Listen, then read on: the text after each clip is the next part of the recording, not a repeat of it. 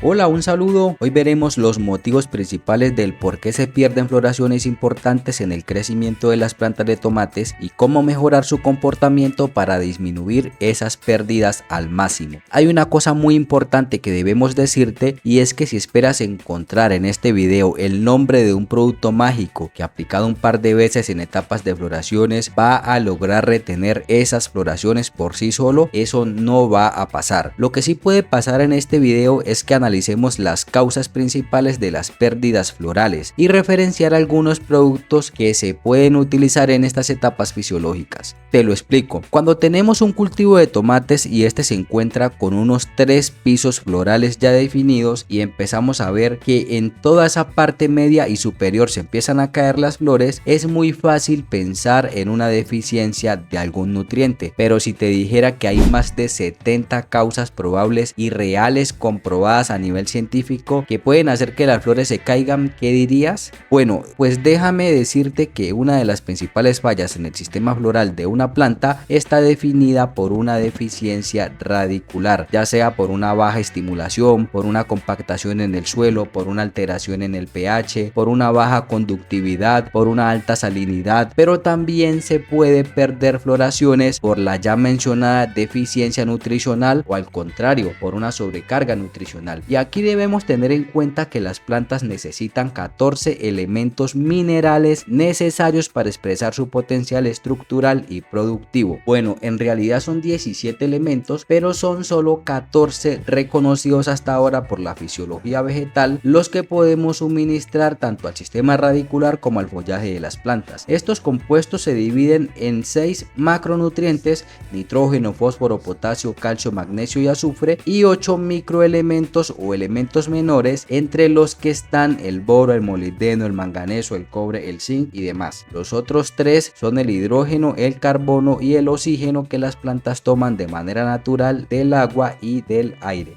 Como podemos ver, solo con los nutrientes ya tenemos 34 causas probables de una posible pérdida de floración. Con que alguna de estas causas falle, todo el sistema floral de las plantas va a colapsar, ya sea que tengamos un nutriente en exceso o en déficit. Otra causa principal puede ser una condición climática y puede ser una alta temperatura, una baja temperatura, una humedad relativa muy alta, un clima muy seco, una lluvia muy fuerte, una granizada, vientos también muy fuertes y demás factores impredecibles. Una causa muy común de la pérdida de flores en una planta de tomates o de cualquier cultivo es una condición regulatoria de la misma planta, y es que una planta puede hacer una regulación fisiológica y soltar muchas flores si se identifica que tiene más flores de las que puede cuajar o mantener. Eso es algo muy normal y tiene mucho que ver con la genética de las semillas, y si no logramos desarrollar esa genética y esa estructura productiva a tiempo, esa regulación nos pasará factura con la pérdida de flores. En el tema de la incidencia biótica podemos tener pérdidas por varios insectos, por hongos, por bacterias, por nemátodos, por la mala manipulación de un operario, por una mala poda, por un entutorado mal hecho, por una intoxicación con un insecticida, por la aplicación de un herbicida, un bactericida o un fungicida muy fuerte, y muchas más causas que tienen que ver con el manejo en campo. En el tema fisiológico podemos tener pérdidas por un desbalance hormonal, por una condición de estrés, pero también por una sobreestimulación hormonal. Estamos seguros que ya pasamos más de 90 causas por las cuales se puede perder más del 77% de las flores en un cultivo de tomates. Y les hago una pregunta muy consciente: ¿ustedes creen que hay un litro de algún producto mágico según su fabricante que pueda contrarrestar estas más de 90 causas para evitar la pérdida de floración? Hasta ahora no existe esa pose mágica en la agricultura, pero como estamos para buscar soluciones, estas son algunas de las estrategias y productos que en conjunto y aplicados de manera oportuna y adecuada pueden hacer que se disminuyan estas pérdidas florales y aumentar, por supuesto, el rendimiento de producción. Iniciamos por la raíz y su estimulación, y no podemos estimular la raíz en un suelo salino, en un suelo compactado, en un suelo ácido y con poca ausencia de actividad microbiana. semana. Para bajar la salinidad en un cultivo en crecimiento y la compactación del suelo, recomendamos Promesol. Para corregir el pH es más complejo y se debe tener en cuenta las aplicaciones con cal agrícola para revertir esa acidez en el suelo si ese es el caso. Luego de bajar niveles de sales, disminuir la compactación y corregir los niveles del pH, si entramos con la estimulación radicular, y nosotros recomendamos el Rootfit, que además nos aporta una alta concentración de calcio, más otro enraizante como complemento para hacer rotación semanal, una semana uno y la siguiente semana el otro, y este enraizante se llama Radigrow. Con esto vamos a mejorar mucho el sistema radicular, las características del suelo y el crecimiento, con una estimulación constante en aplicaciones semanales. En el tema de los aportes nutricionales a la raíz y al follaje hay varios factores a tener en cuenta. Primero, la solubilidad de los productos, su concentración y su tecnología para lograr tener una asimilación más óptima, y por eso recomendamos un compuesto hidrosoluble, nitrógeno, fósforo, potasio más microelementos para aplicación al suelo que sea hidrosoluble y que sea un producto compuesto, y aquí depende de las necesidades del cultivo y si necesita más fósforo o más potasio, como por ejemplo un fertilizante alto en potasio más microelementos como este, que lo estamos usando con muy buenos resultados, con muy buena calidad, buena tecnología y además con un precio muy competitivo, el cual con un producto como este en aplicación radicular podemos suplir hasta 10 de los 14 elementos esenciales, y el resto de los elementos lo suplimos por ejemplo con un sulfato de magnesio si es necesario, y el calcio que lo aportamos con el enraizante Rootfit. Hay que tener en cuenta las necesidades del cultivo y las etapas para aplicar las dosis y las concentraciones correctas. Lo que sí es seguro es que las plantas necesitan estos 17 elementos minerales en balance durante todo su crecimiento y desarrollo. En el tema de la condición climática hay poco o casi nada que hacer, ya que es un factor que muchas veces es impredecible y sin duda sin poder controlar su incidencia, aunque se pueden hacer técnicas como el uso de aminoácidos y extractos de algas,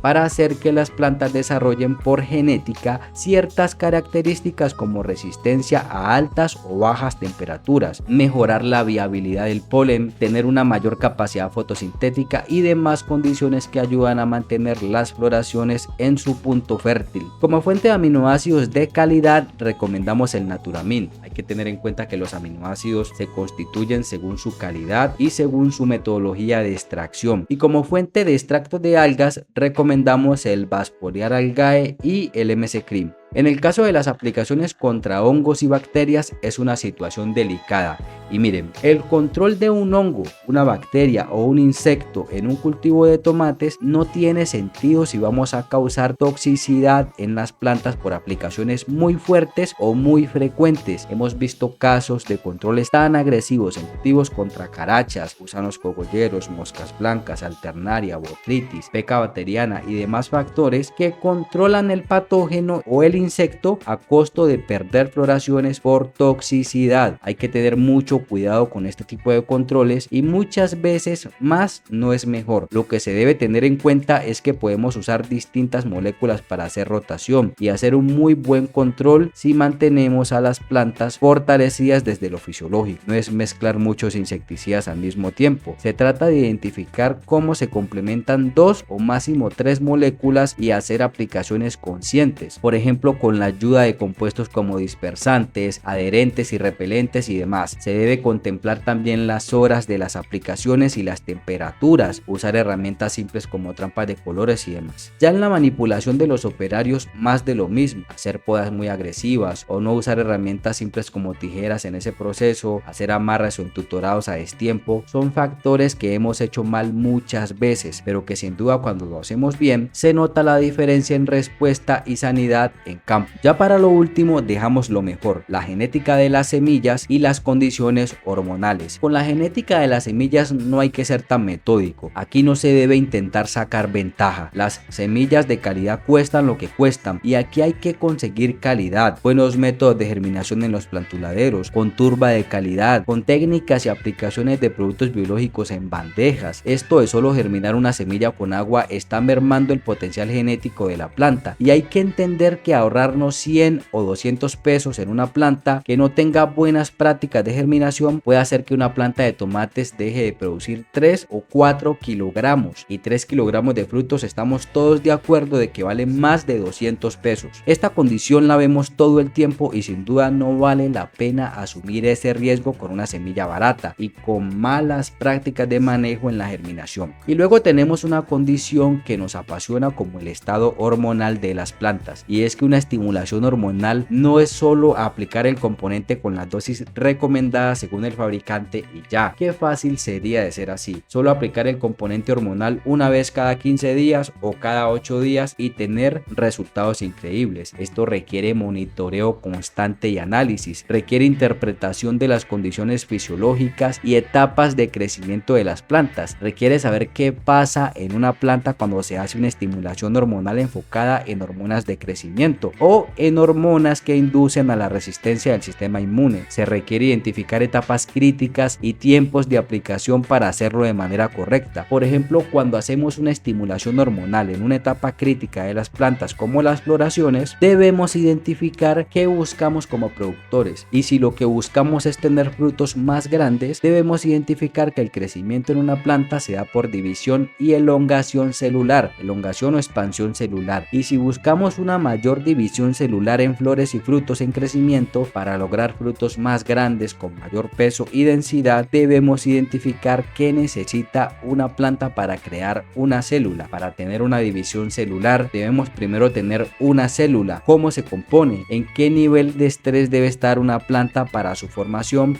y cómo ser lo más eficiente posible en ese proceso. Entonces se deben disponer estos compuestos ya identificados en las plantas antes de aplicar una estimulación hormonal, y ni hablar de hacer una inducción de resistencia con una hormona como el ácido salicílico, que además induce a la planta a un comportamiento extremo. En el tema de las hormonas nosotros no trabajamos con muchas, pero sí con las que más resultados nos han dado: auxinas, citoquininas, giberelinas y ácido salicílico. Con estas podemos hacer estimulaciones radiculares, crecimiento de tallos y hojas, crecimiento de flores y frutos, y también podemos hacer inducciones de resistencia. Si tenemos una planta hormonalmente estable y en balance, podemos disminuir las pérdidas florales en etapas críticas de crecimiento. Aquí los nombres de los productos que utilizamos son el Stimule, el Exai y el Relief. Como podemos ver, las condiciones de las caídas de floraciones no es tan simple como pedir el nombre de algo que puedo echar para que no se caigan las flores. Se debe tener un análisis muy profundo de muchos factores y nadie puede definir qué está causando la pérdida de flores con una simple imagen. Puede que tengamos una deficiencia nutricional, pero si resuelvo ese problema, esa deficiencia puede ayudar, pero no garantiza que las flores se mantengan, ya que quedan muchísimas condiciones más por analizar y por resolver.